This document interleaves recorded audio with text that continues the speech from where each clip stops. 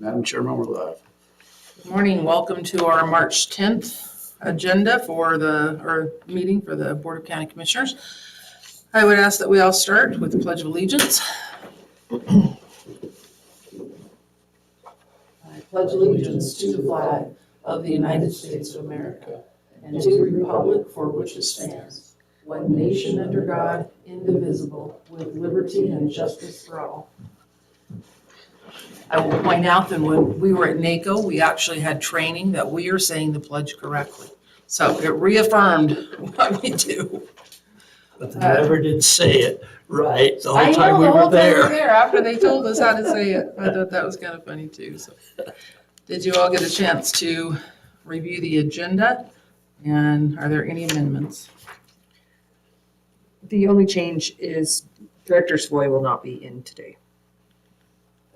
What is? Okay, Mike's won't be in. Mike will not be in. He has some previously scheduled meetings. Okay. Well, with that, I will make a motion that we accept the agenda for March 10th. I will second that. Been moved and seconded, all in favor?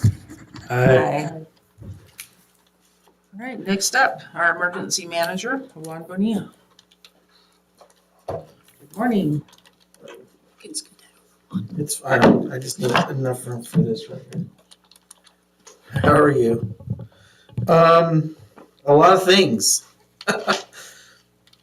So all hazard mitigation plan. Let's start there.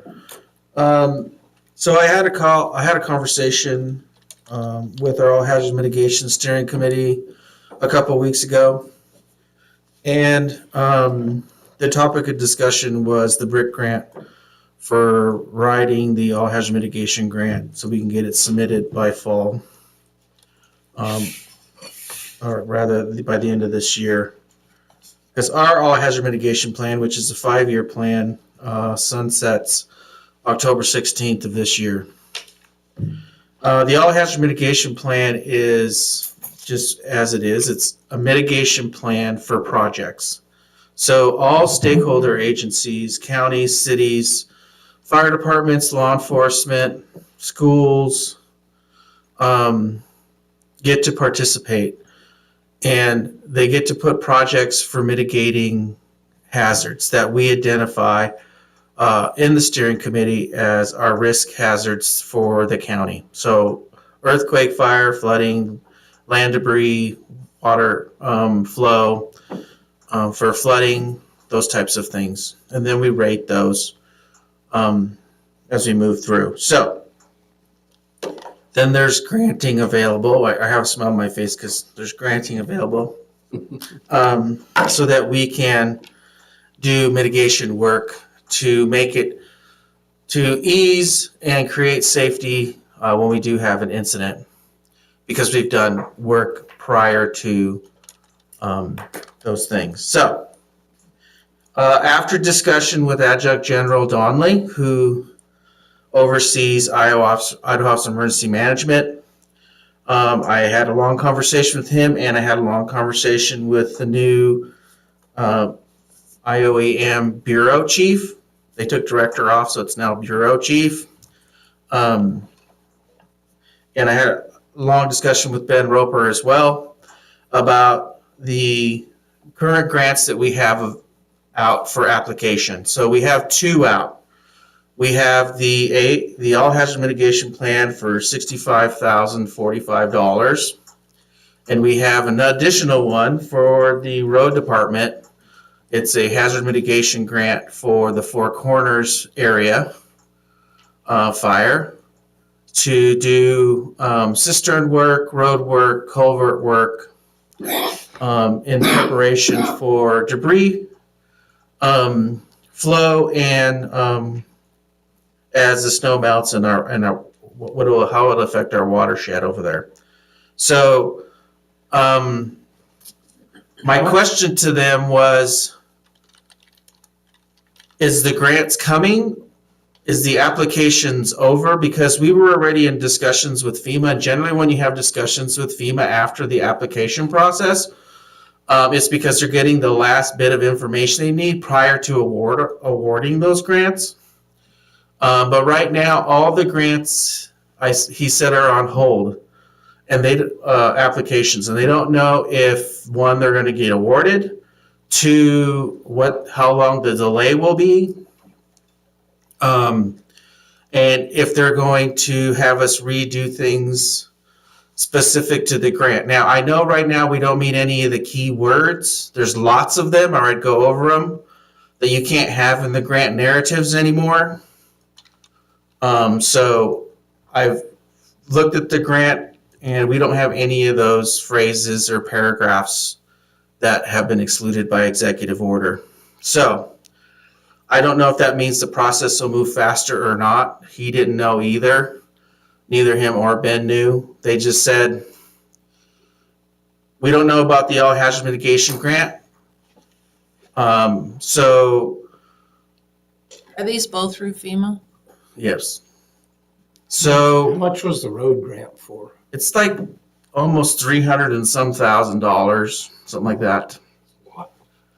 So Juan, while we were back there this last week, we discussed funding and discussed heavily the GNA and the wildfire mitigation grants. They've already released part of those. They have not released the other, the IDL state funding. But they did ask us to reach back with our funding needs that we are not seeing appropriated. So I will reach out to the offices that we have and Right. see how they might be able to help support our request for information anyway on where we're at with these. So we were one of the states that we were okay. And we thought that 3 weeks ago. But 2 weeks ago, we got the notification that every other state is that all of our stuff is on review. So we thought IOEM and Adjunct General Donnelly thought, well, we're going to be okay. But they all got emails in their systems and said, nope, you're all now under review. All of these things are suspended till review's over. So what it will do is talking to Susan Keverly, who is the grant person for us at IOEM. She says she's confident that we're going to get the grant, but most everyone there doesn't know if we are or not. So my question is, or one thing that came up in the steering committee is I need to have a conversation with this board, because whether we get the grant or not for the BRIC grant for all hazards mitigation plan, we do not have a plan writer, so we have to hire one for the county. Now, I've talked to BSU because Dr. Brandt has been doing so much work already, and with the new project that she's doing outside of the hazard portal, she's using the format and the information needed for all hazard mitigation. And she's already read the all hazard mitigation needs and what would need to be entailed for scope of work. There is a scope of work already laid out within the grant. I haven't given her that yet, but we could we need to look at hiring somebody sooner rather than later, so that they have enough time to start gathering the data needed above what the steering committee can do. So there's huge flood sections. There's the hazard assessments, which we are helping with the steering committee. So we're doing sections 4, 5, and 6, which is hazard assessments, who's responsible for what, and what projects do we want to add into the plan. So we can do all those, and we're doing those as a steering committee, but there's a whole bunch of other sections. There's the countywide fire protection plan that we're currently working on that needs to be addressed. We're doing the plan, but we still have to have it written correctly in a chapter, which Idaho Department of Lands is going to help us with, TIRE. So we have that addressed correctly in the chapter that references to the appendices for instance, the CWPP. So there's lots of components to it, and I can't do that. I tried to do that the last time, and it took us 2.5 years because we weren't getting any support from the current grant writer we had. So we don't have 2.5 years. And we were hoping that we would get this grant like now so that we could hire, but I'm asking the board to reflect on, we need to get a person hired sooner rather than later, hopefully by the end of April, so that they can start taking the gather that the steering committee is already working on, and then working on gathering the rest of the data so that we can get close to the October date of submittal. I've already talked to the state about if we're currently working you generally, even though it's an October 16th date, if we don't have it submitted by then, I can ask for more time. But as long as we're working on it and everybody's participating that needs to, generally they give you a few more months. Last time they gave us 18 months, but they knew the situation we were in. And then they didn't hold off any mitigation granting availability to other participants. So I don't think we'll be getting that much time this time, but the sooner the better we could do that. And like I said, we looked at $65,000 for that. I haven't brought that number up to anyone other than this board right now and whoever's listening.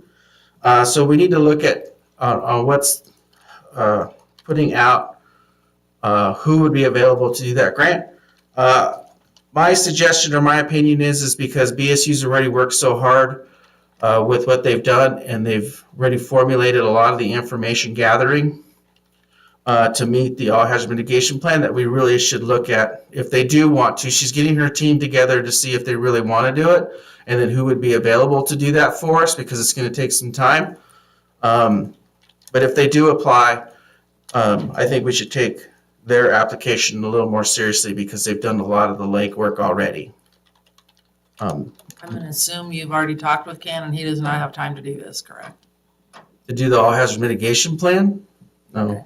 So in that, and does it meet all of the RFP requirements as far as the cost that we're assuming? I mean, it's 65,000, I don't think we would have to put it out for an RFP. I'll have to talk to Mr. Oki about that to make sure we meet the standard with that. So that's a big one.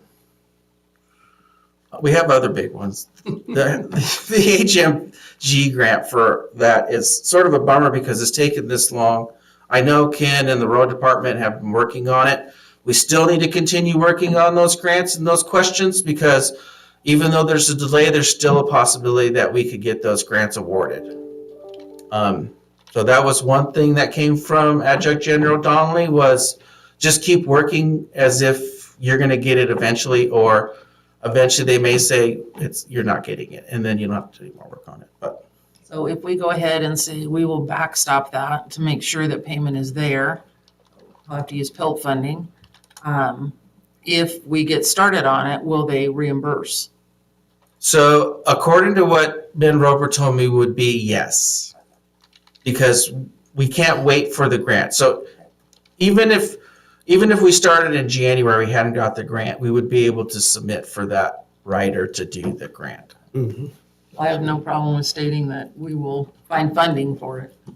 I know there's no action item today. I didn't want one. I just, so that you can contemplate and have discussions, and then if we have to have more conversation, we can with the all hazard mitigation plan.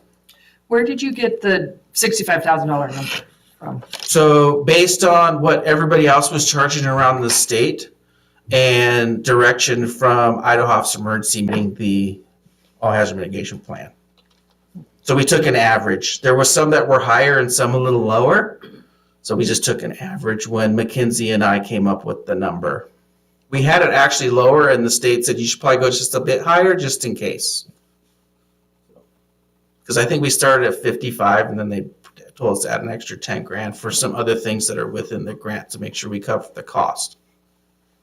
There is a match with the grant. It's like $15,000, but we can use time from all of the participating stakeholders. They keep track of their time, and we can use that time against the cost share for work associated with building the plan. We have to have it, so I think that we can move forward and just get started, and, hopefully we'll get a grant. Right. Not have to use taxpayer funds, but if we do, we do. And you're saying go forward without going out for RFP? No. No, we don't know that. I'll have to talk to your attorney, Mr. Oki, and make sure we follow all the rules for that. We wouldn't be assigning it to BSU until we do an RFP. Yeah, we have to do, I would agree. we have with to do the BSU. process, It's logical, but. and then whatever that process is. I don't know that, ma'am. That's for him to decide. I just come up with, hey, this is what we need to do. How do I do it? All right, moving on. So, we do have two grants that I deal with. One is the EMPG grant, which helps pay for the emergency manager's office. And the other is the SHSP grant, which is our equipment grant. The EMPG grant it's a 50-50 grant, so it's a 50-50 match. That goes towards wages. So that's $12,715.71. That's reimbursable. And then the SHSP funding is $29,837.08. So let's talk about the EMPG. EMPG and SHSP we were told last October during the preparedness conference, what if this went away? I will tell you that it's a very big unknown if it's going to be funded after September 30th for each of those grants. Because the direction is state and county should be covering that, not federal dollars. So, we know right now, well, okay, as of today, those two grants are funded. But they're not funded in the sense that the feds have already given the money and put it into the state general fund or wherever it goes. Those are reimbursable grants. So when we put a reimbursement in for those grants, they go to the state sends it to the feds, and then the feds write them a check for that particular amount in their fund.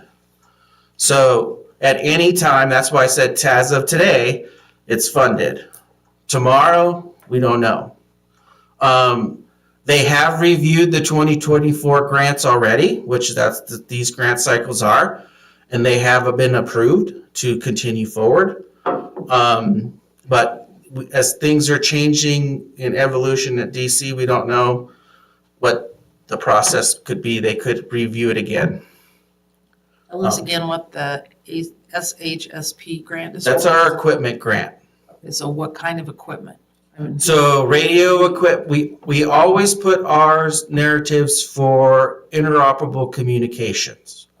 But there's other purviews in there that we have. But we've always put it to that because we're always lacking on some piece of equipment like mountaintop repeaters that need to replace every 10 or 12 years. Those are on a rotation. Right now, we're on a cycle where there isn't one this year. What we put in for this year was something we've been needing for a while. That's a mobile CAD system. What that mobile CAD system, that's our communications between dispatch and us. We get all of the information on each and every run for safety, and so we can better attune ourselves for situational awareness and scene size up. When the system goes down, we don't have one that can come up when 911 goes down. So we wanted a mobile CAD so they can just open the case, have the mobile CAD, and they can still communicate with each of the agencies responding. And this is overseen by the LAPC. How we spend that granting is through the LAPC, and the communications committee comes to the LAPC group and says, here's what we're looking at spending. Everybody agrees. And then I put in for that narrative, which there was actually a narrative for that under interoperable communications. We didn't lose any of these repeaters in the fire, did we? No, It's fortunate. we've been very fortunate that none of our mountaintop repeaters have been affected by the fire. And hopefully we can continue that effort for suppression around those areas.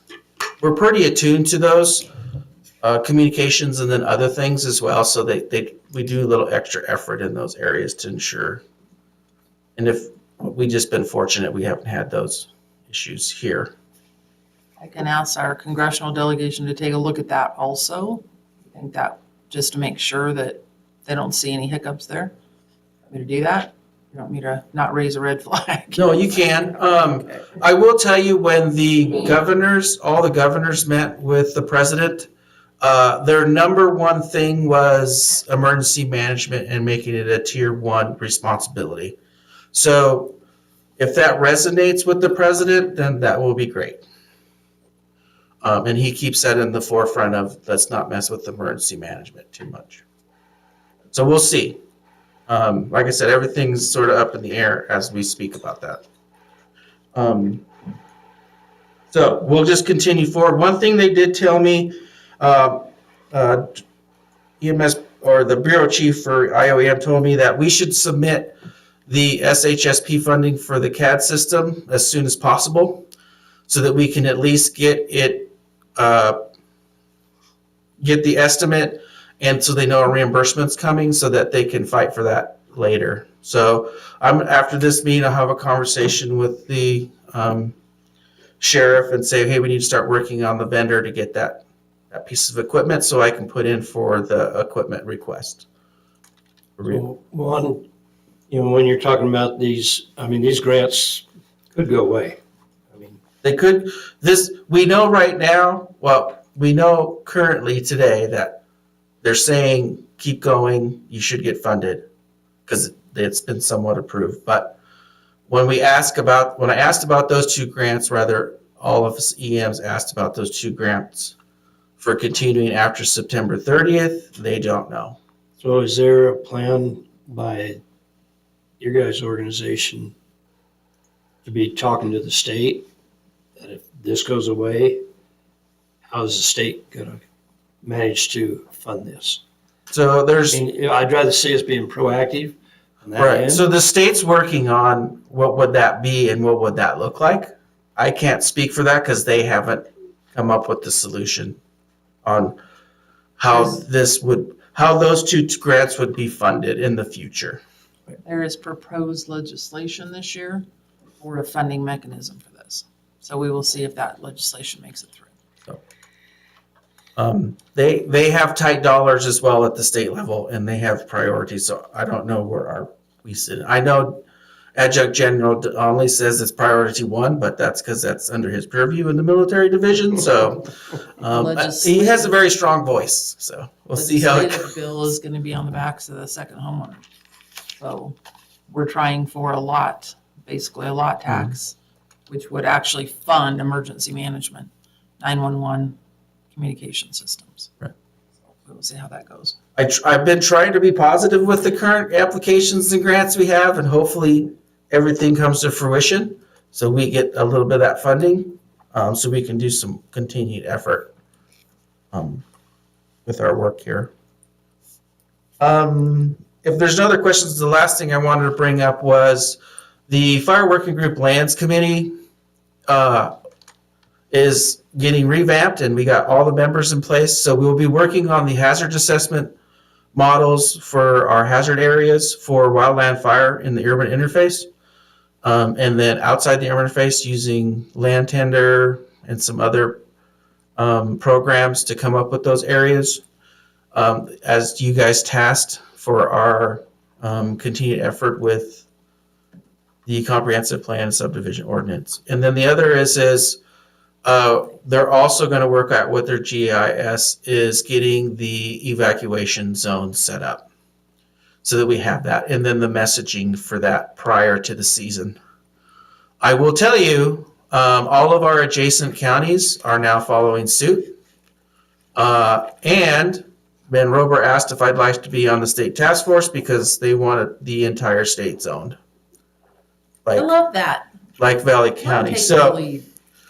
So we're currently working on that. I just got asked last week, hey, since you're already doing all this work and we like your map, can we have you on the task force? So Congratulations. we're working on that. They're trying to come up with some funding mechanisms and how to do that.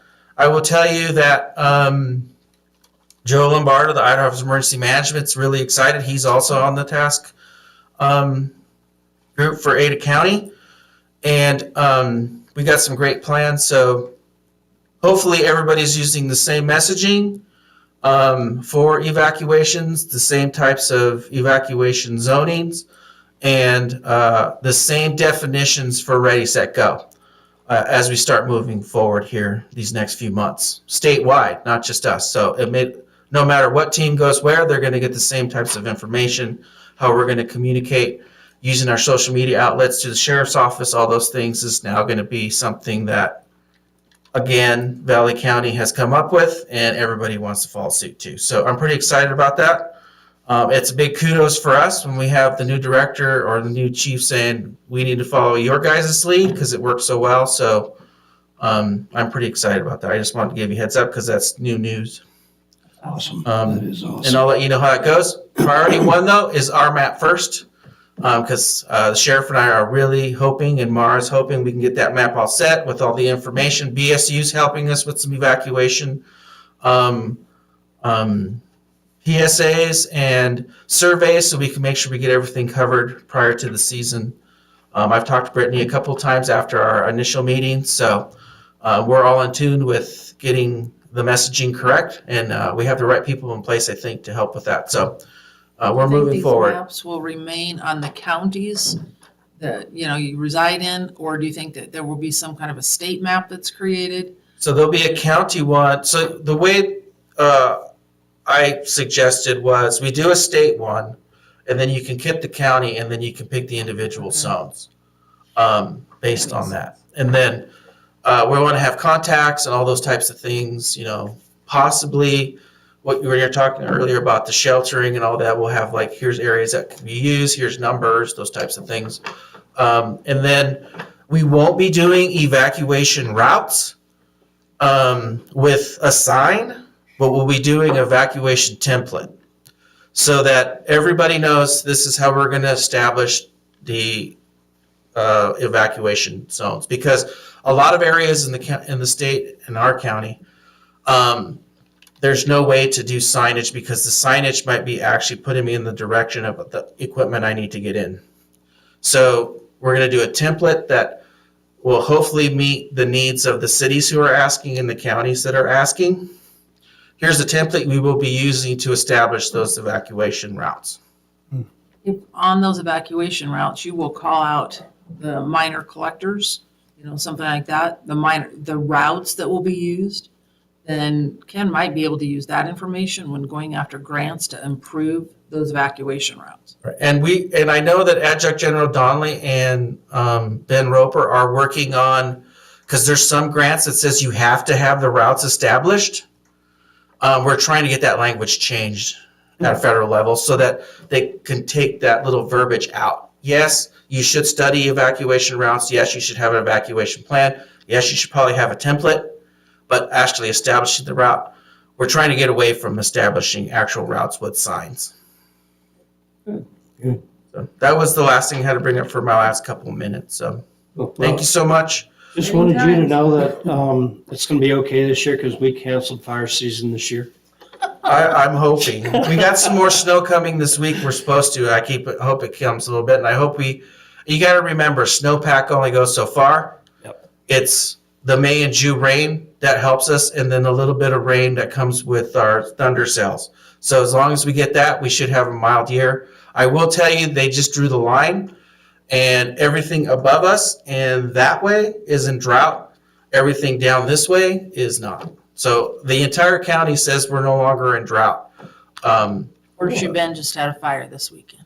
Right. So, But they're saying that this from our county line down is out of the drought consideration. So, but that could change relatively quickly based on what kind of spring we have.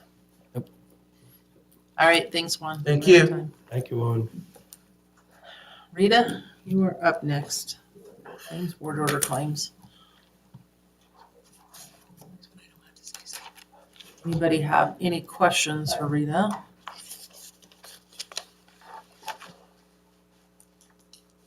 I didn't see anything myself. I had one question, and now I got to find it.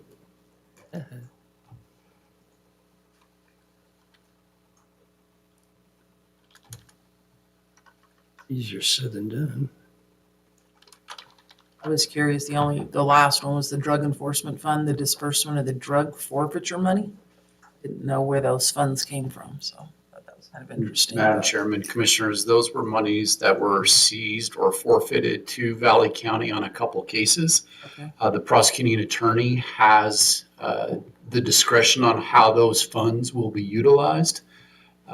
The request will be made to the prosecuting attorney's office, and then the prosecuting attorney's office will provide us with a claim to process then for payment. So there was approximately $6,000 recently that was forfeited from a couple of drug cases. And then the request was made for disbursement of those funds to be utilized specifically for drug enforcement activities. And then the only other question I had on Clearwater Financial, Doug, we're taking it out of PILT. So all of that on the AmeriTitle just comes out of PILT, correct? That's correct. Yes, ma'am. I need to show you how to highlight where your questions are. Yeah, I was trying to figure out that when I was at home yesterday. I was like, how do I put a little yellow thing across here? I know exactly where it was.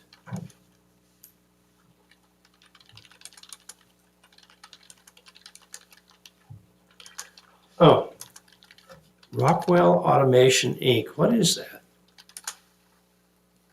Is that underneath IT? It is. It's a one-time payment, heck. I looked at it, Madam Chairman, one moment and I I'd will. say, go in and find it.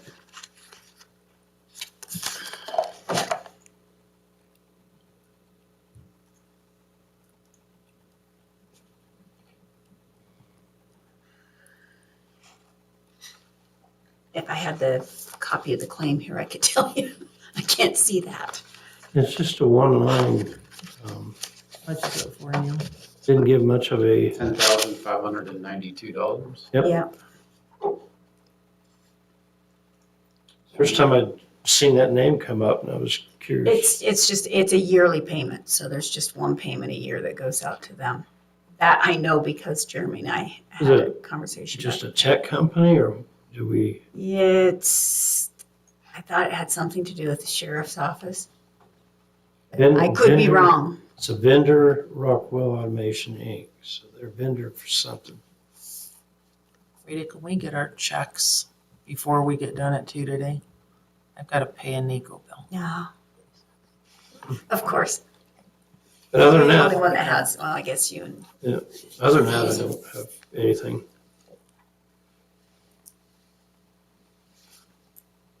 Had one Oh, college. I know what it is. FIIX, that's the road department's. oh, that's right. The road department. That's what it is. software. Someone's Rockwell, okay. It's software renewal. Oh, with that, Questions? I'll make a motion to accept the claims board orders, junior college tuition. There was one junior college. Just one junior college.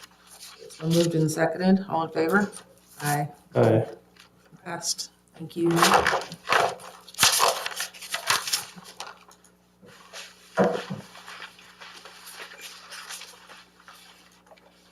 Are you here for Kevin? Kevin? Okay.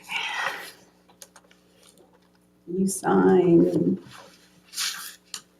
here. Do I have to put a title at all? I don't think so. I forgot the paper clip in there.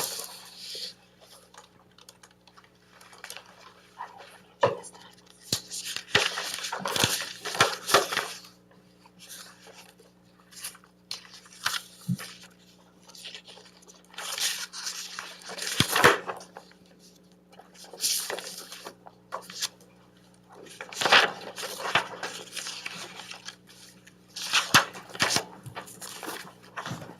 Both of you.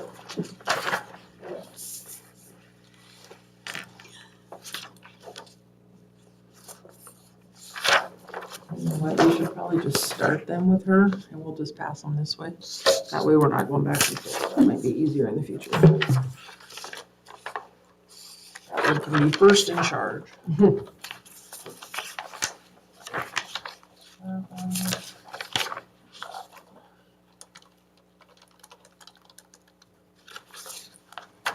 the little things. I've always done it a certain way. Oh, man, now you're gonna mix me up. It's good to be shaken up once in a while.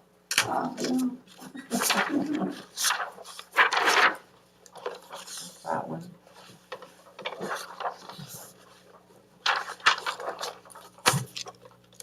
That one. Yes, just multiple pages. All right. Thank you. Mhm. Kevin, you're up next. I never remember your guys' titles over there. Is it Sergeant? Yeah, it is. Sergeant Turner. You're up next. Good morning, Commissioners. This is our yearly agreement that we sign with the Idaho Department of Parks and Recreation for the RBS funds that we receive through the Coast Guard and through IDPR. So I just need a signature on it. This year it's for $55,279. Is that an increase? Yes, it's up about probably close to 5,000 more than last year. Nice. So this is what helps pays the deputy salaries. So anytime they're out doing inspections and that's what these funds are from. So, And that's on the waterways stuff? Yeah. Cool. So are there questions for the sergeant or? I would move that we sign the State of Idaho Department of Parks and Recreation agreement. A second? Second. Been moved and seconded, all in favor? Aye. Motion passed. How are you doing on hiring?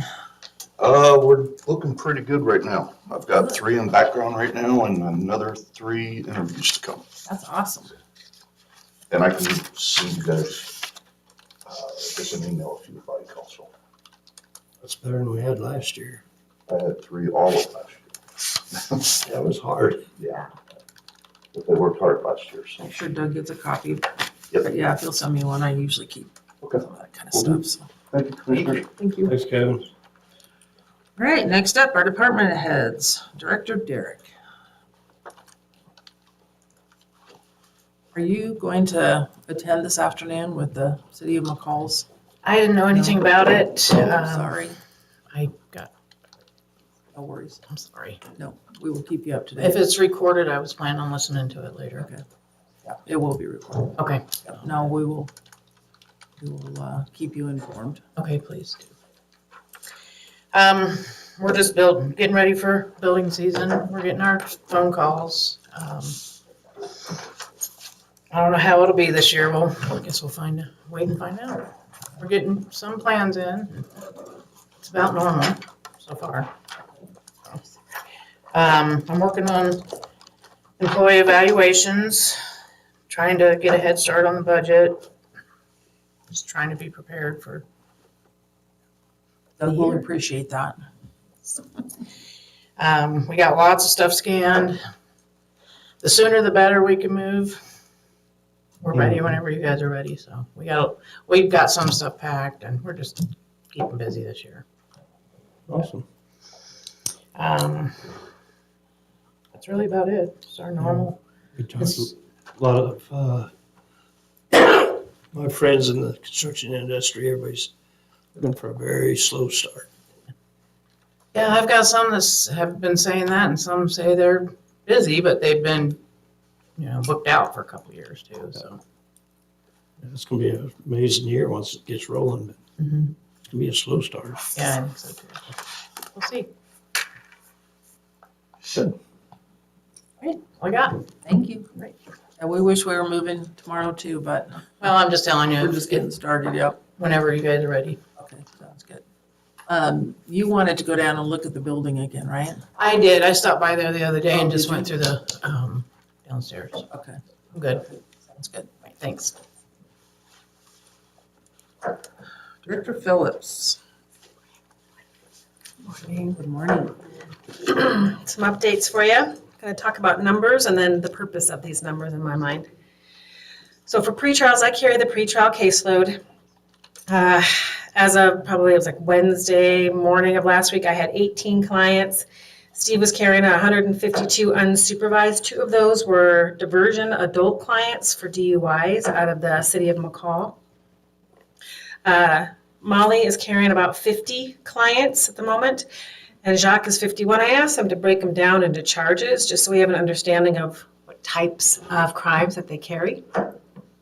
So about 20 of Molly's 50 are all alcohol DUIs, and that's 31 of Jacques' 51. 3 are drug DUIs for Molly, 2 are drug DUIs for Jacques. So if you think about it, over half are just DUI charges for drugs or alcohol. So Dee Dee, when you just caught that a second ago, where you said diversion for adults, I Yes. thought that was just for the minors. No, sir. There's a statute that allows the prosecuting attorneys from any jurisdiction to offer adult diversion. They can do that with any cases, but more specifically, it's actually written in statute that they can do DUIs for first-time offenders. It's not highly sought out to use. That's why there's only 2, because when you move up the standards of DUI 1, DUI 2, DUI 3, if it's diversion, that gets dismissed and they don't necessarily count then if they get another DUI as a DUI second. So most folks want that to stay on their record, most prosecutors. Drug-only offenses, Molly has 5 of those, Jacques has 9. And then crimes of violence, Molly has 13 of those and Jacques has 9 of those. And it is normal, or pretty typical, that underlying the behavior of the crime of violence is typically drugs or alcohol. So we're pretty heavily influenced by alcohol in our community. So Dee Dee, It's terrible. if they're drugs and alcohol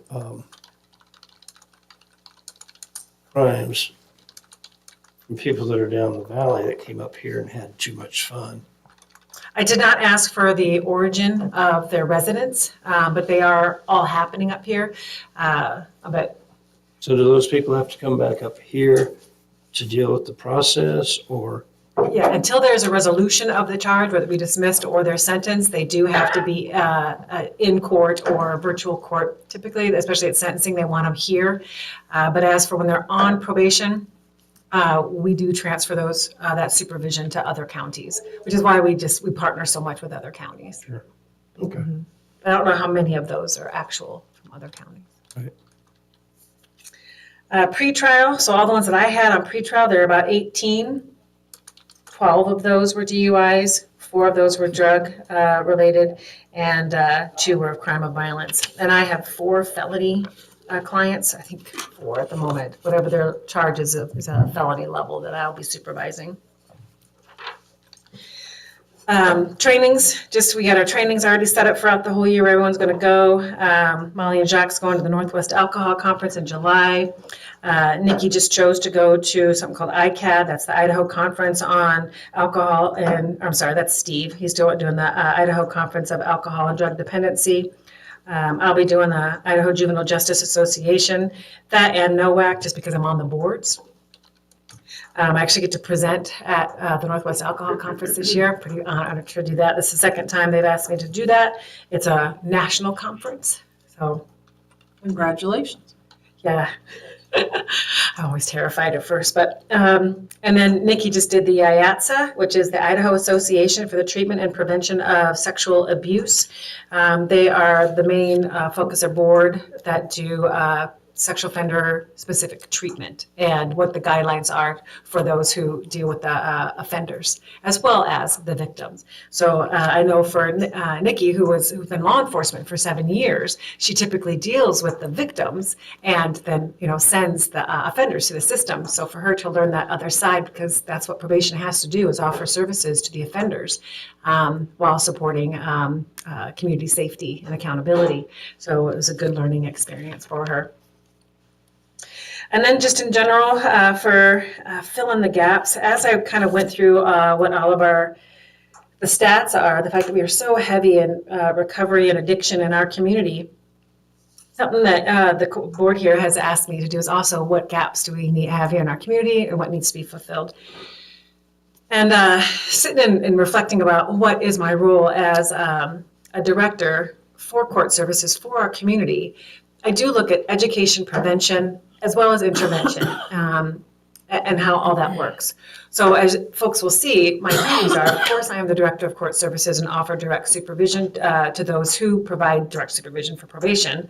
And then I'm also the chair of the Anchor, their advisory board, the Anchor by Ignite Idaho, who offer a lot of mental health services, crisis management to our community. I'm also the board of YAC, the Youth Advocacy Coalition, that offers a whole lot of prevention and education within our school. That's a big scope. And as we already heard from the gentleman from the fire department, Donnelly, this morning, there's a lot of issues with grant sustainability within our community. And I was talking with someone recently about how much growth is still en route to our community, even with the Stibnite community probably going to go in here in the next couple of years. And I've said many a times to this board that we deal, the court system deals with, 10% of whatever the population is. And if we have 1,000, 2,000, 100 or whatever people coming in, we're going to have then that influx of people going through our court system. And then within that 100-ish people coming, we get 10%, 10 to 15% of that come onto our caseload. So I really feel it's appropriate for my time to utilize what can we do to sustain funding for the education, prevention, and intervention outside of then the higher tier, which is the probation department. So I'm working a lot with, in just the last couple of weeks, with YAC, what I can do to connect within the community to build local sustainability for those funding sources. Because if we can spend a whole lot lesser money on the education and prevention side of things, as well as the services for the mental health and the crisis management, they won't ever make it to our court system. And for sure, that's our goal, is what can we do to support that so that they're not there? Because it's going to be a whole lot cheaper to support those in the community that are offering education and prevention and intervention than it is to hire one more staff person for our office. So just wanted you to know that if people are seeing me out having coffee, not that I just love coffee that much, but I really am trying to connect with people who are going to be able to offer support for these. For example, I'll throw out two of them that I have right now that are en route. I've reached out to Monica with the Rock, talking about, is there another treatment provider that can serve up here? We do have one, but can we get more? And she actually just had in the last a little bit, someone reach out to her from the Valley that says, we're willing to come up and do treatment for York County. And they have all the bells and whistles attached to them, and all the bells and whistles meaning dual diagnosis. So that means that they can look at not just recovery, but those that are suffering from mental health illnesses and or just even that are momentary mental health struggles, that can also offer medication management. So to get that all in one nice little shell is really nice. So I'll be following up with that person to see what that looks like, what that sounds like, and how soon can we get that started. Also, looking at, this is from the judge, is actually a really good idea. I'm partnering with the jail as well. It was the Ada County Jail. They have programs down in the Ada County Jail, the SAP ABC program, that's the substance abuse program. And then the ABC program is a thinking errors program. They're 30 days each. And we're going to see if there's a possibility for us to link some of our defendants who are being sentenced to jail time to be able to get treatment down in the Valley in their jail. There's a lot, of course, details to sort that out, but we're at least starting that conversation. So those are two just examples of things that I'm working on to try to fill gaps that hopefully won't cost much, except for just getting that support from our community to support YAC and Ignite or Horizons or any of the other coalitions that are in our community to help reduce that risk for criminal activity. So, Have you looked at the governor's budget at all to see if there's, it might be interesting for whatever affiliations you have to look at his budget, because I know that he had increased some mental health awareness. And so maybe there's an opportunity to work with the state. We can do that on your behalf, to have conversations about how to reroute some of those funds to actually hit the ground. And might be an idea. yeah, I've never even thought about looking at the governor's budget because just looking at my own is enough. But Well, yes, what- ma'am, I will look at the governor's budget. What they do impacts all of us. Indeed, At the yeah. county. And so I will if we look. can empower a conversation that these are the types of funding we need moving forward, then that might be an interesting idea to put in front of him. What's interesting, even more so to me, as I'm getting numbers together, talking points, it does not cost a lot of money to offer at a lower level the sustainability. Right. I mean, yeah, I'm amazed. It doesn't take that much money. Purdue just settled their big opioid suit too, so we will see what kind of funding we get this year. But that is specifically, opioid substance, but I think some of that all goes hand in hand, so. Okay. And I think this year, we had talked last year, and we will ask Commissioner Caldwell what her thoughts are, but we had talked about creating maybe a pool of funds where people could apply for grants. And maybe that is something that these organizations should look toward Oh, absolutely. to, see what the county's actually going to put into this pool and be able to utilize. And even if nothing else, I'll just challenge this board that nothing else, sometimes if there's an extra office that some of these can use. 'Cause I know like the Youth Advocacy Coalition, it's like $500 a month for them to have a place. But boy, they could sure use that $500 to have and pay for, 2 or 3 more kids to access a table talk or to pay someone for an extra a session of Planet Youth, something talking about bullying in school. It's just a small amount of funding that could affect a huge impact. Where does that office space need to be? We're going to have a lot available soon. Or does it need to be? Right now, it's in Donnelly, but the executive director, it'll be anywhere that it's a good space, I'll tell you that. Same with Ignite Idaho. Now, they need a lot of space because they have crisis management, but perhaps they could also utilize a crisis management facility at this end of the valley as well as one at that end of the valley. So all of those are just possible. So you never know. Yeah, you never know what's going to make a difference and an impact. So if there isn't funding money that's able, but maybe there might be space. Thank you. I think I've taken my too much time. Thank you all. Director Hamilton.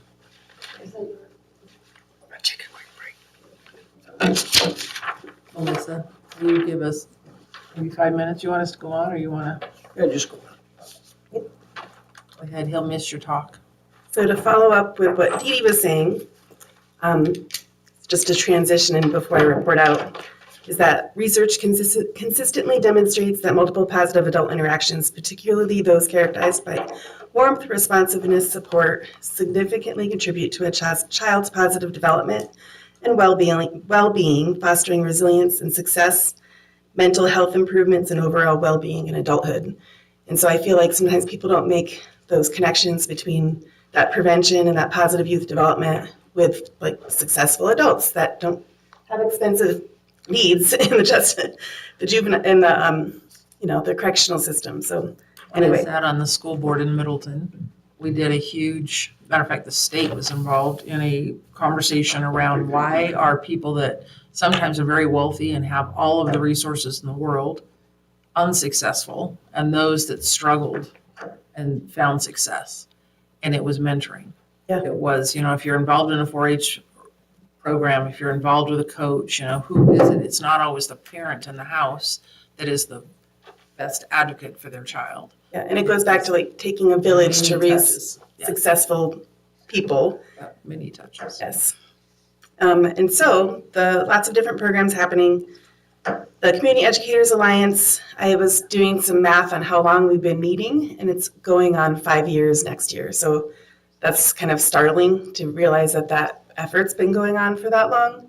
And I'm basically just touching base with that group saying, is this of value? Is this of importance? Should we continue to do this regional communication? Are you, do you have investment? And so right now, the verbal feedback is, yes, this is a value. I get a lot for 3 hours sitting in a Zoom meeting, seeing Zoom faces, figuring out who's doing what in the community.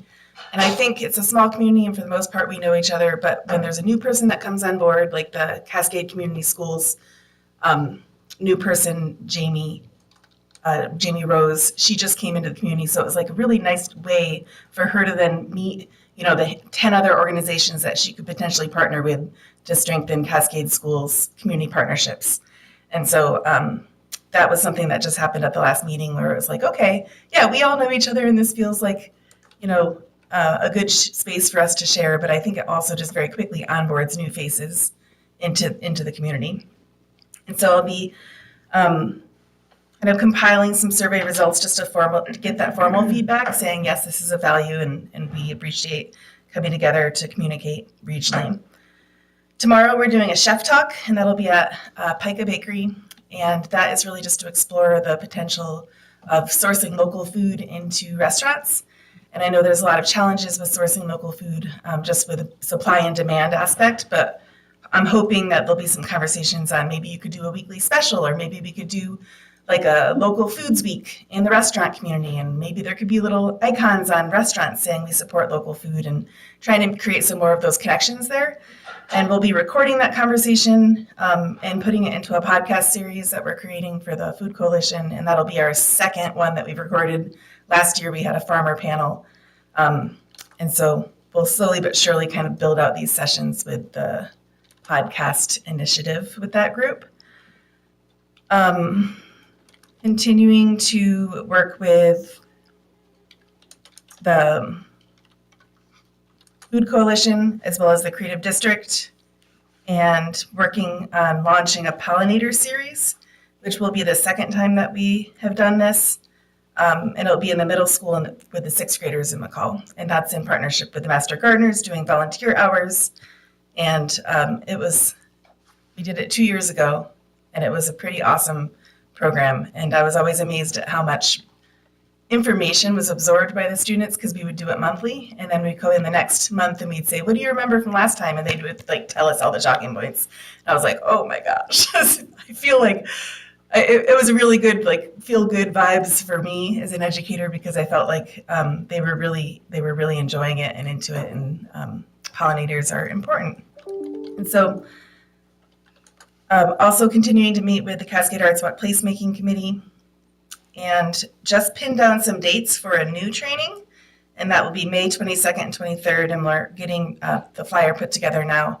But that will be for SEEP training, and that's a certificate for stormwater and erosion control best management practices, and that'll be in partnership with the Valley Soil and Water. And SEEP training exists up in North Idaho, and so we're having those folks come down and essentially do a training here. And it's a certificate that's good for 3 years. And I think the city of McCall requires that SEEP certification. And so that's the only, I think, required, that's the incentive as far as a requirement for professionals for them to participate in it.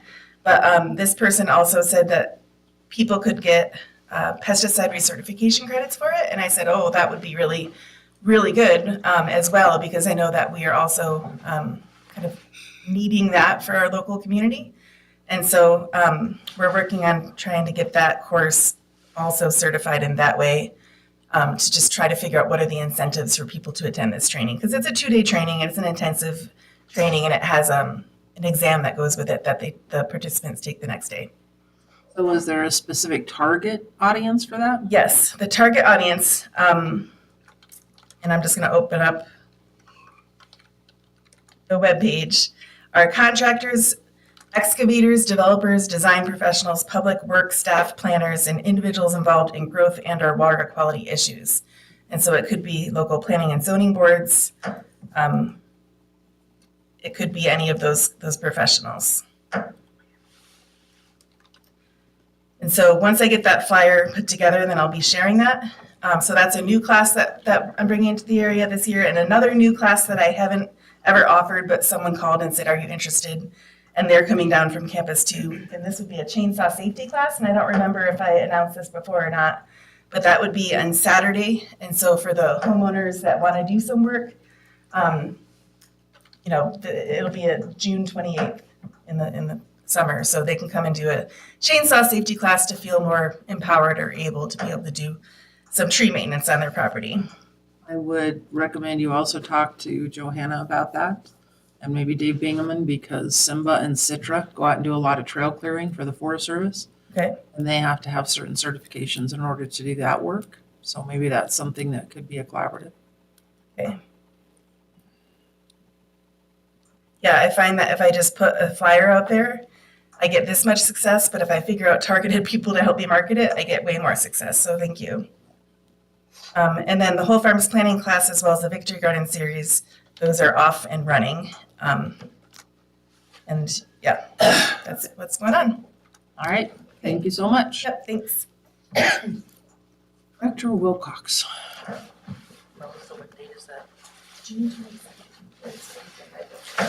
Good morning. Good morning, Commissioners.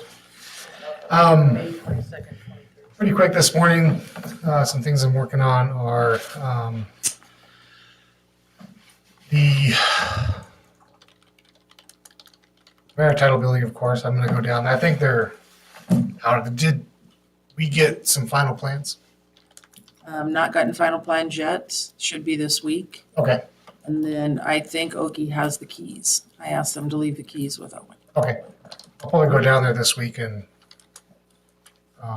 make sure, since it's empty, get some stuff out of the way now. Like a lot of the ports aren't labeled, so I'll have my guys map them all and put labels so that when everybody moves in, we know exactly where to plug stuff in and get things going.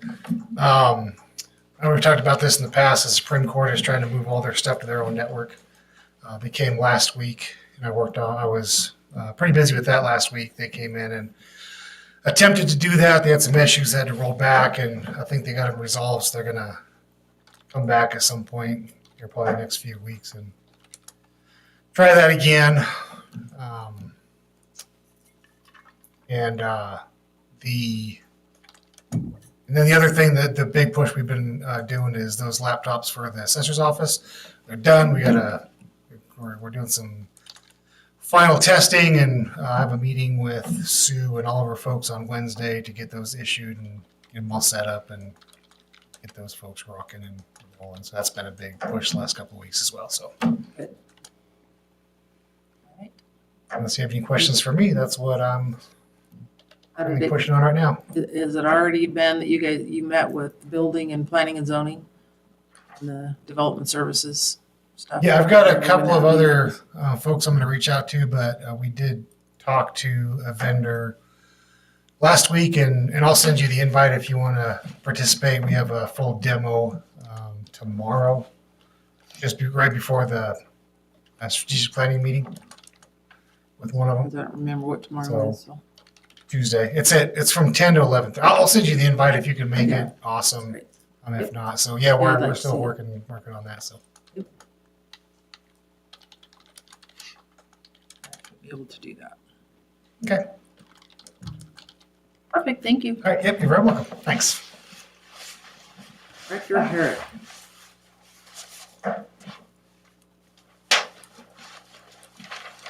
Good morning. I'm trying to find that email. I must have deleted it. I will have Yeah, I haven't seen those numbers. the email we got from the city that showed their map and stuff on. I didn't, I don't see it that I received it. Oh, you don't? Okay. Okay.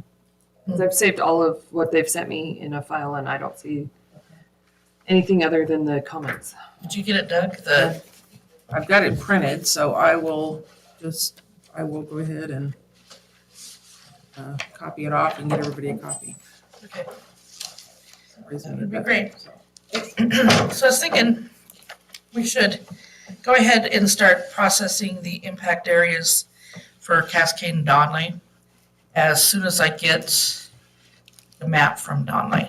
I've put in a request that we get the map that they wanted, that was negotiated with them at the previous meeting. And as soon as we get that, then we can set up public hearings to adopt those impact areas, because it's not a P&Z decision. It's a county commissioner decision.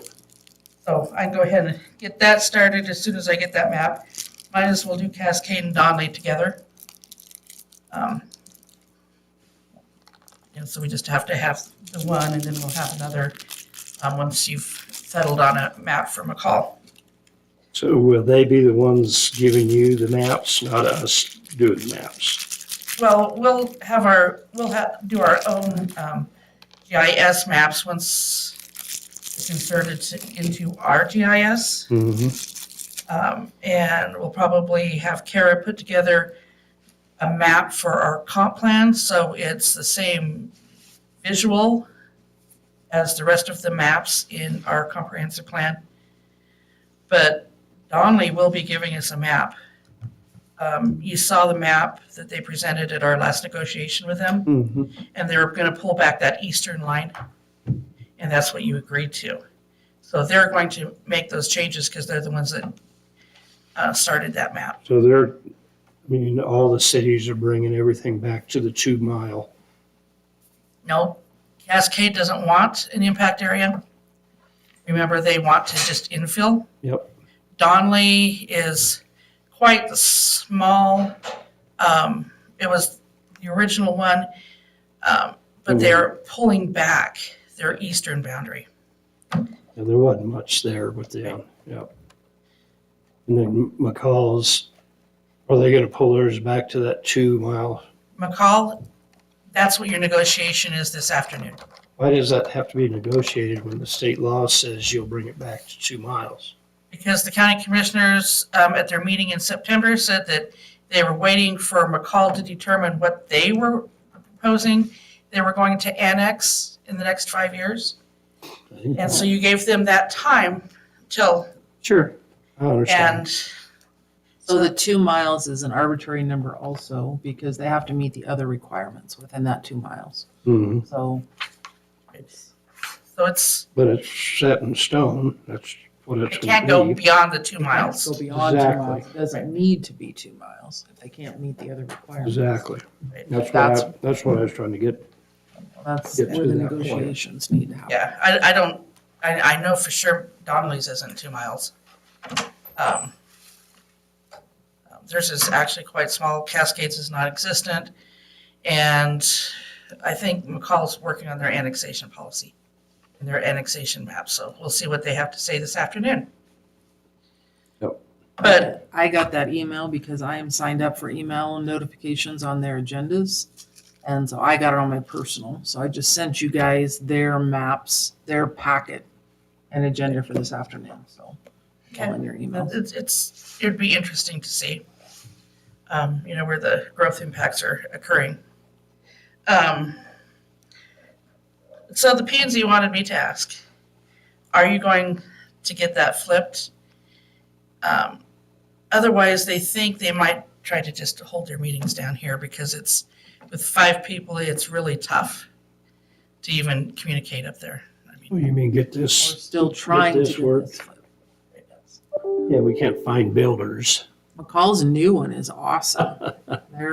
They bought some stuff. So there is a slowing coming. I'm being told that yes, they will be here. So Have we formally announced it? Like in the newspaper or anything as a project? no, we haven't. That's why I said we just have to go out and put it out and see who's out there right now if need be. But yes, we will be getting it. Yeah, because I think now they might just sit here for a while down at the table. Because they had their work session there and it really opened up their communication. And it, we're gonna have, Kirk Miller gonna be down there eventually. So, Once this happens, right, yeah, which will be interesting. We'll work it out. But that's basically all I had. I'm working on the comp plan. And everything else that I'm participating in is going to get shrunk down until I get through that. Cindy, do you need like BSU's writing a bunch of plans right now for Valley County? Do you want us to ask if they have a grad student or maybe Melissa has a grad student? No, you want to do The it? P&Z has gone through it. I and making understand. those changes. They've told me what they want inserted into it, and I need the time to do that. All I'm saying is you could probably find somebody to write it and then you could review it, make the changes needed. That way you wouldn't have to do all of it. So if you need help and assistance, that would be a thought. So I'll be curtailing my other activities until we get that done. The P&Z's on a roll. We had a work session 2 or 3 weeks ago. It was a good work session. It was a very good work session. So, okay, that's all I had. Did you have anything for me? Have anything? I don't. Okay. Director Laxon, good morning. Morning. I'm gonna try to do this with a screaming migraine, so this may be fun. Oh, no. Oh, my gosh. We had the Veterans Ride this weekend, and it was fantastic. They had set a record with 40 vets that rode, and I really appreciate the fact that Valley County Sheriffs and Idaho County Sheriff showed up and helped out quite a bit. It's always, of all the years of things that happen, it's actually one of the most memorable and awesome things. Another thing that our great Valley County people do for us, the volunteers and stuff. We had, oh my gosh, we had 100 and, I gotta find it again, I apologize. We had 115 trucks and trailers parked at Francie Wallace. We had 60 to 70 at Brush Creek and another 10 along the road. Oh, my goodness. So we were pretty packed. A lot of out-of-state folks showed up, and we actually had out-of-state volunteers help out. Because remember, when we send, if there's 40 vets, that means we got to have 120 volunteers. We send at least 2 volunteers on sleds with every one of the vets. It was just a phenomenal thing. Also, the Smith Ferry warming hut finished the upgrade on the chimneys down there. In other words, we raised the chimneys so they'll actually breathe, that fireplaces will breathe a lot better, and did have it inspected. They had another parking lot meeting last Tuesday, and the sheriffs were at it, which I really appreciated. So the way they're going to put together just suggestions, and then we're going to send suggestions to our attorneys. Let our attorneys kind of make suggestions back, and then we'll have a work session, and hopefully it's going to take all summer. It's not going to be anything that happens really quick. Boise Forest Coalition. It's a difficult coalition for anybody that has anything to do with recreation. They introduced the Snag Nelly project and the Lava Boulder project, the preliminary projects. This is the first phase, so we're going to get an opportunity to make comment, and then we'll get a second opportunity to make comment. Some of the things I caught on it, other than the fact it looked like it was an AI generated, because if you read the Snag Nelly and then you read the lava, it was like the same thing is printed exactly the same way. There was a few adds and subtractions. There was a lot in there about, as always, about decommissioning roads. And my comment is always, are we looking, and this, the PED has this on their constant recommendation, to always look at the roads to see potential for recreation. And at that point, I was told no, because it's an emergency order. They can decommission, but they can't evidently look at it for recreation. Emergency, okay, wow. So yeah, they're using part of the original fire emergency order to put this thing together. And they're using that to decommit, as a tool to decommission a road? Always. That's, yeah. It's hard, and the good thing is, one of the comments I made, the gentleman that's now in charge of the forest is also from Idaho, and he did a lot of work with loggers, and he also was with the Forest Commission, and I think, there's a lady in there on the steering committee. She's from the Quiet Hikers, wants less motorized and all that, and she wanted to have the BFC write a letter to the administration telling them they can't lay anybody off, we need more people and stuff like that. And I suggested that we wait and hear back. It's too early to start panicking. And BFC voted not to do anything about it right now, which I was really glad to see that. So Larry, when you're talking about projects on the Nelly Snag and Lava, are you talking harvest? Harvest, rehab, campgrounds, recreational trails, roads. It's the whole gamut, and it's not in very detail. I've got copies of all of that for Commissioner Caldwell, and her and I were going to talk and go over some of this later. It'll be kind of nice because the third week of the month, is the PFC, and it'll be nice to see what comes out of the PFC. Out of that came out of the BFC.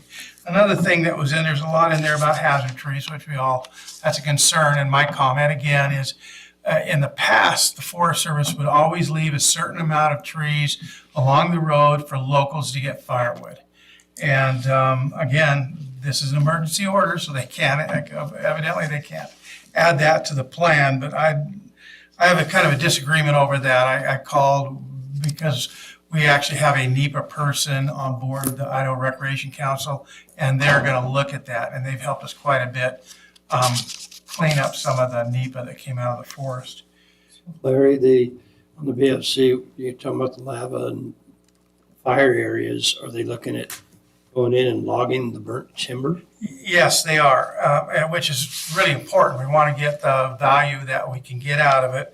I think that the problem is, and I brought this up the last time the guys were in here, there's nothing in there about taking care of Idaho roadless.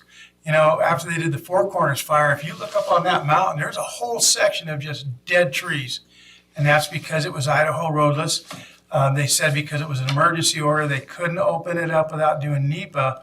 But if you read all the different phases of Idaho roadless, they can go in there and do that. So that's kind of a push that's happening right now, is to get them to get in and work on that Idaho roadless. That's going to burn up there again. There's just no two ways around it. Just kind of like, you know, I would say Warm Lake. How many times? Burned 3 times before we actually started getting stuff out of there. Okay, bring me up to speed here. When you're talking about Idaho roadless, is that a state thing or is that a federal thing? It's a federal and state. Elt Hasbrook was on the Idaho Roadless Committee, and I've been trying to find out who replaced him, and I haven't got a straight answer on that yet. So that'd be you, shouldn't it? I don't believe he's been replaced. That's a state, that is a governor appointed position. I think it's a governor-appointed position, yes. And I don't believe that he loses that seat until his term expires, and then they will reappoint upon his expiration. I think Elt's still on it. I like your attitude on that, because we're going to need all the help we can on that Idaho Roadless.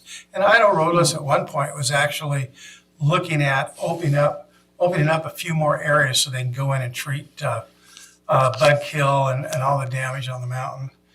Well, remember that we talk with our legislators up here too, so Commissioner Caldwell is on the BFC and the PFC with you. She would Yes. be an outreach, and you report to Commissioner Thompson, and so therefore, you know, he can help you too. So please use these resources. We've got Absolutely. direct We got a great connection. team. We got a great connection with Washington DC, so.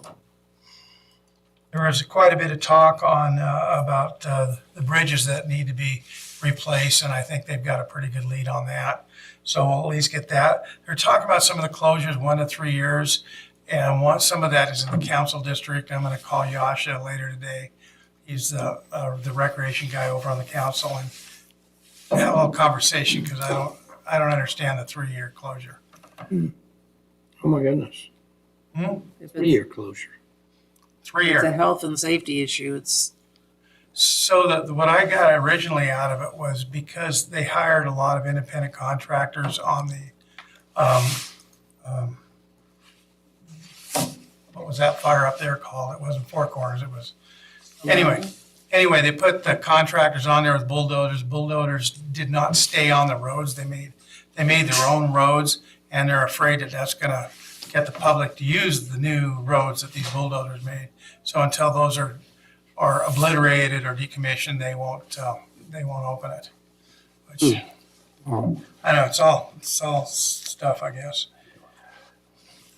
Anyway, a lot going on. We had one cat breakdown. It was a pretty catastrophic break. We've replaced everything on it. The guys did an unbelievable job working late into the night so that we could groom to get the veterans ride done, and they just did it's amazing the job when we don't really have mechanics, but you know what we do have? Google.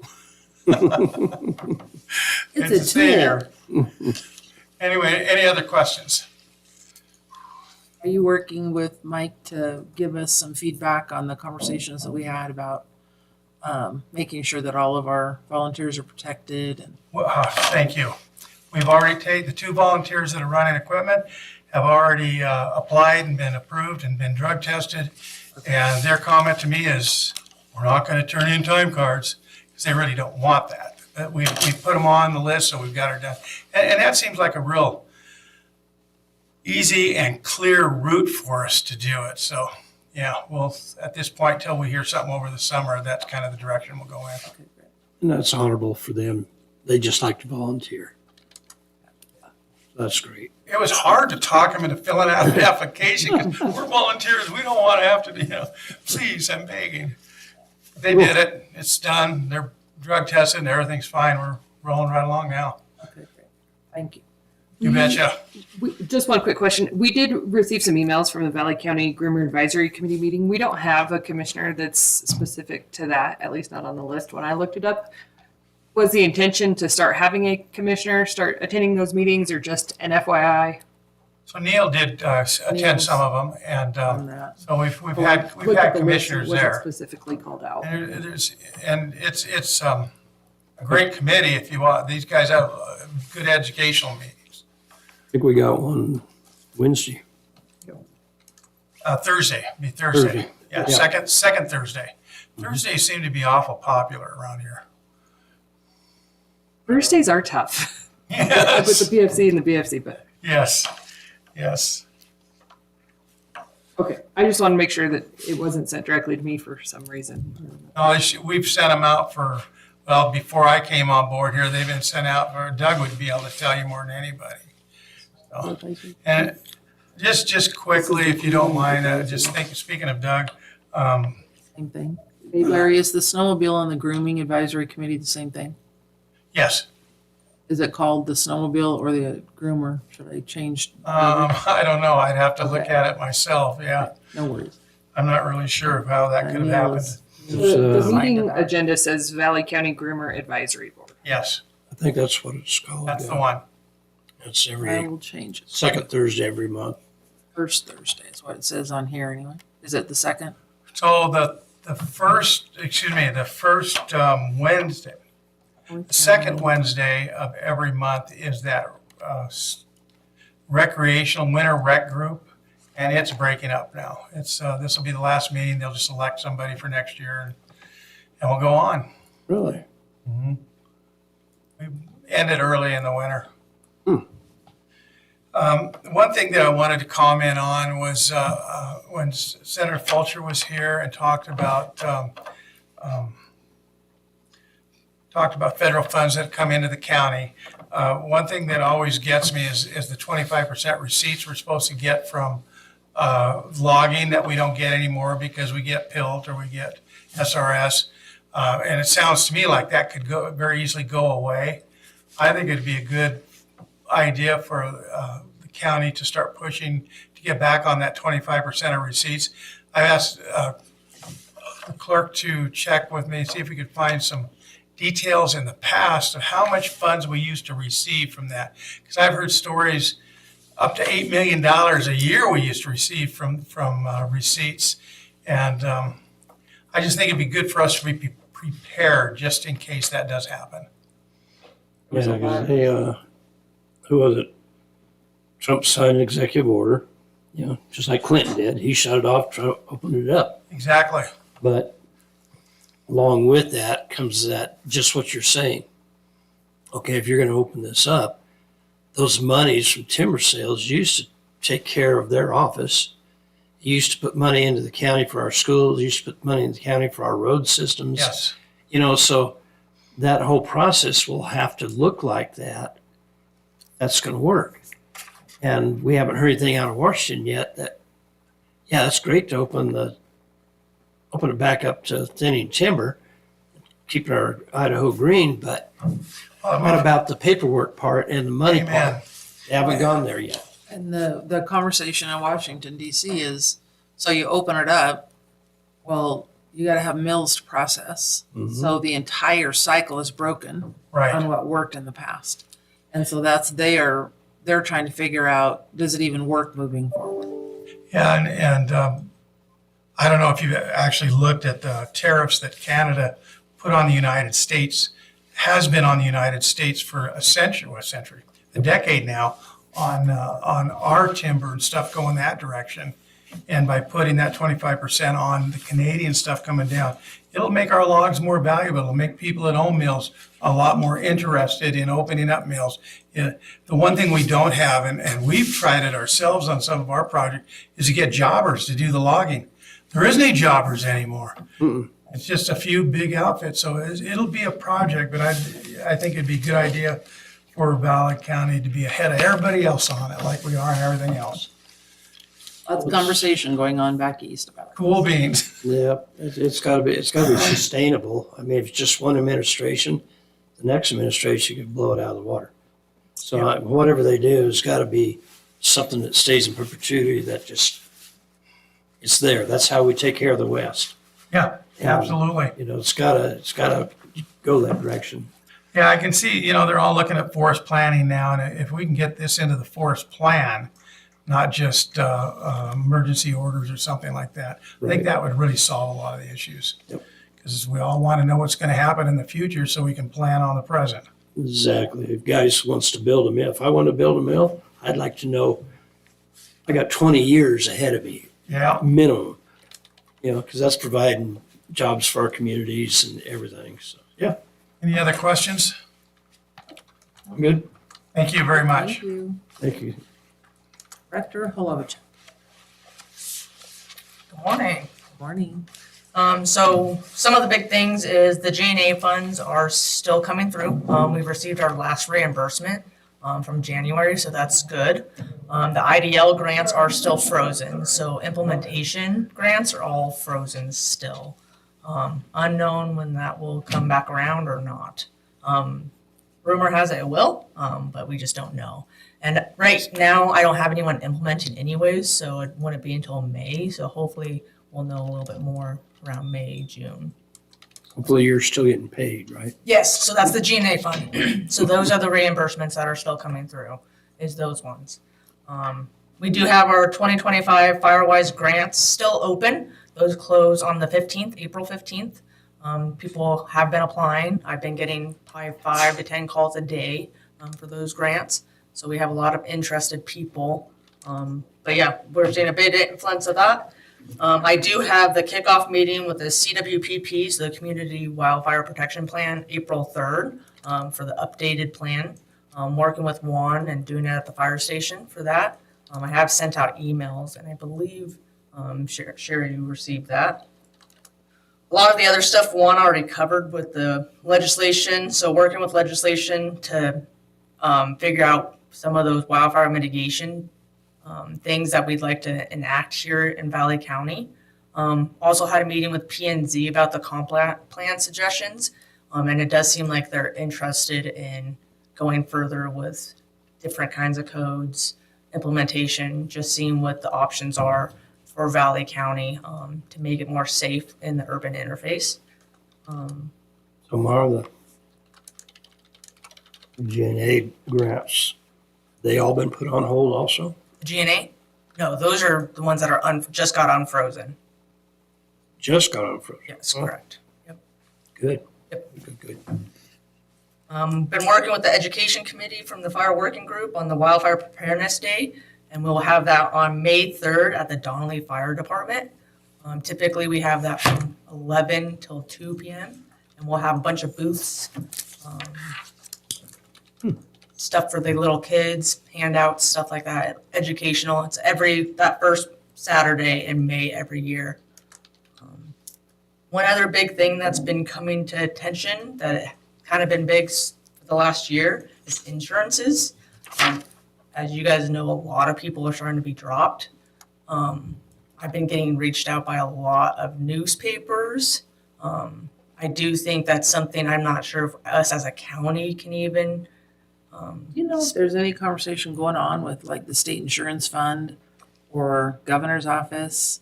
That's the question I was going to have for you guys. It's truly, in my opinion, needs to come from the state down because every insurance company rates wildfire risks differently. And so that's what I've been seeing is that there wasn't or isn't a standard across all insurances.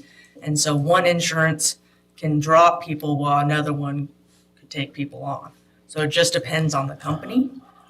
So I do know that's a big question and it's definitely a higher than. It's not only that, it's, I mean, they could look at it and go, okay, sorry, we're gonna raise your rates, 1,000%. Then people can't afford it. Some of these are national companies too that have gotten hit in other states, and so then it affects Idaho. So it almost needs to come from really the top. A real top, because there isn't a national standard. And unfortunately, I've even asked for some of their standards, and depending on if you're actually their client or not, they won't give you what their wildfire mitigation standards are. And so it's proprietary. So, I mean, this is a bigger issue than, even county, I believe. Because I think that it should be taken into account the state, their wildfire preparedness plan, if they even have one, if they do anything. I know a neighbor of ours just was visited. Some of the stuff they're trying to make him do to keep his insurance, like put metal around their wood deck. Underneath, goodness. yeah. Mhm. metal So it fascia. can't go underneath the deck. Mm-hmm. And that's so typically in a wildfire event, the house typically burns down a couple different ways. It's by direct flame impediment, radiant heat, so another structure or trees burning, and the biggest thing is embers. So some of that stuff like metal sheeting and mesh and stuff like that is highly recommended because it's those embers that get into crawl spaces or underneath decks that ignite houses a couple days later even. That also doesn't work well with snow. Correct. And so, there's just bigger discussions that need to be had for sure. And where that needs to start, I'm not really sure, but I do know that there is a lot of newspaper article writers trying to reach out to me, and I don't feel like I'm the best person to speak on that. I will call the governor's office on Wednesday. Agent that. Stuff like that needs to happen because our neighbor, Kathy lives right there. And she had to do that exact same thing that you just said, Calvin. She had it around her deck. Well, I got dropped and I only have 3 lodgepole on my property. Oh my gosh. So it just depends where you live. I found another company, but it's just happening, right? Some companies are going bankrupt, so that's why they're dropping people in certain areas, or they're only taking on so much percentage of risk is what I'm seeing a lot, like State Farm is they take our county as a whole, and if it all burnt down, how many structures can they actually replace? And they're taking that percentage, and then renewals will be dropping. So it just, like I said, it just is a bigger discussion. Yeah, you look at a lot of our areas and how the people have built in the trees, but then if you go north, McCall, and it's an old town. That's a real risk. Well, some of it really, like my grants do understory treatments, right? And so a lot of the risk is that overstory, the big trees. And so removing those trees are just so costly. So like City of McCall is really hard because there's just so many large trees. So there's still a lot of fire risk, even if you only do the understory. And they don't let you remove them. The arborist will not let you cut down trees, so therefore. And then the other component now, we saw it in California, when houses are too close, then you have more of an urban fire at that point too. So, it's just a big picture, right? It just depends what that fire behavior is in a certain location. So, some big discussions though. Let me know how I can help. Throughout the state, yeah. Yes. I may need you on a call, so. Excuse me. Any questions? I don't think so. All right. Thank you, guys.